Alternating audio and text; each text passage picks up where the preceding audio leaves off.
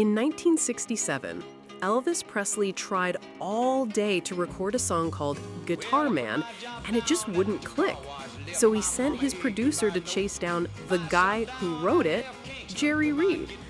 Today, we're telling the wild, true story of how Reed's funky fingerpicking changed Elvis's sound and jump-started Jerry's own legend. This program is brought to you by Old Timer Song Factory, the online catalog of original songs, ideal for singers and recording artists searching for fresh tracks for their next album, all crafted with the true spirit of the 30s, 40s, and 50s.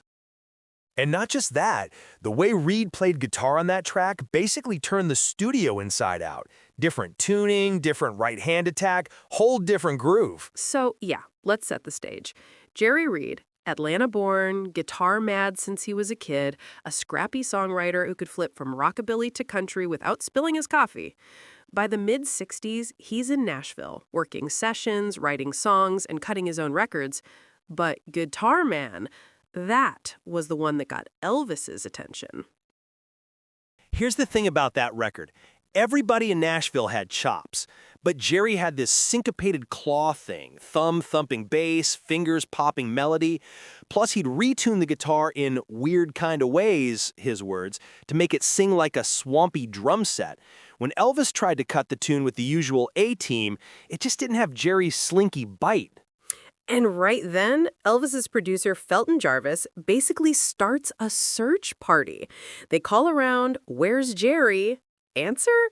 He's out fishing on the Cumberland River. I mean, as you do.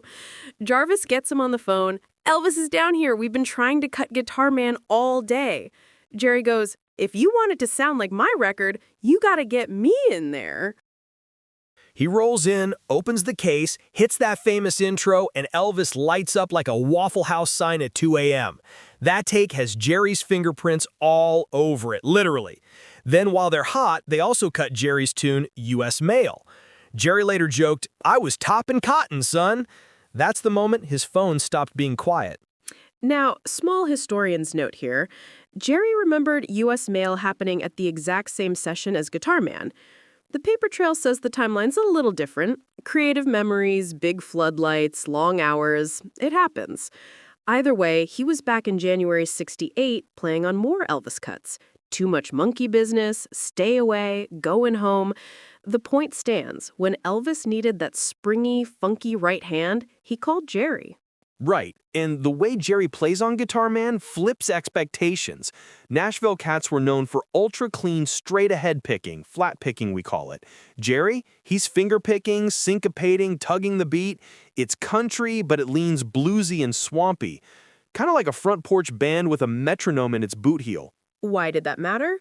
Because it loosened Elvis up. Think about where Elvis was in '67. Still a star, but hunting for a feel that didn't sound canned. Jerry's groove brought back that early, unruly snap. You can hear Elvis react. His phrasing rides Jerry's guitar like a bass boat skimming the water. And here's what's wild. The Guitar Man story keeps looping back. In 1980, after Elvis had passed, Felton Jarvis produced a new version built around Elvis's original vocal, but with a hopped-up backing track. On country radio, that thing hit #1. Jerry's feel was so integral that even a reimagined cut, years later, still rode his blueprint. Let's back up a half step. Before Elvis ever rang, Jerry had already been a musician's musician. He'd had Gene Vincent cut one of his songs, he'd worked sessions, he'd written for Brenda Lee. But hooking up with Elvis, that's the neon arrow over his name. Suddenly, Nashville knows, call Jerry if you want pocket and personality. And not just a session guy, he's a hitmaker in his own right. Amos Moses in 1970, swamp funk country with a wink, then When You're Hot, a talk song, dice game yarn that snagged him a Grammy for Best Male Country Vocal.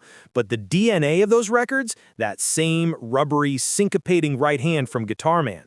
You know what I love? Jerry never separated the songwriter from the guitarist. He'd build songs around riffs that felt like characters, quirky, walking, talking. That's why Elvis needed him physically in the room. You couldn't just read that off a chart, you had to ride along next to it. Exactly.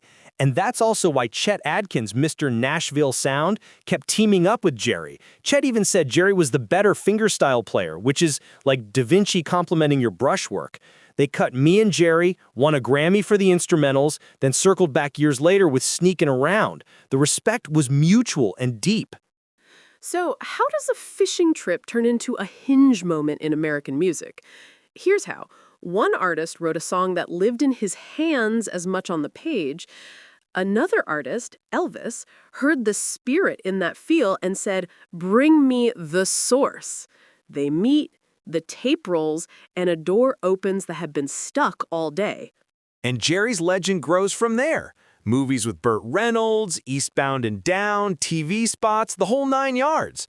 But when guitar players talk shop, they circle back to that claw style. Part Merle Travis thumb, part Earl Scruggs banjo syncopation, part Georgia grit. Honestly, an entire rhythm section inside a single right hand. Final thought. The Guitar Man tale isn't just about a famous phone call. It's a reminder that groove is a lived language. You can't Xerox it.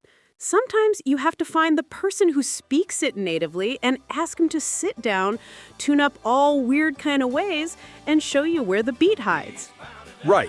And when they do, the red light goes on, and music history gets a little bit louder and a lot more human. Thanks for writing along with us today. We'll catch y'all next time with another chapter in the story of American roots music. Appreciate you listening. Means a lot to have you along for the drive. It's time to say goodbye, friends, but we're never far. Just tune in again, same time, same place, same warm sound. Until then, keep your strings tuned all weird kind of ways. Just maybe don't try it while you're out fishing. If you like the episode, don't be shy. Drop us a comment, share a memory or a story, and hit that subscribe button so you'll be the first to know when the next Stories of American Roots music comes rolling out.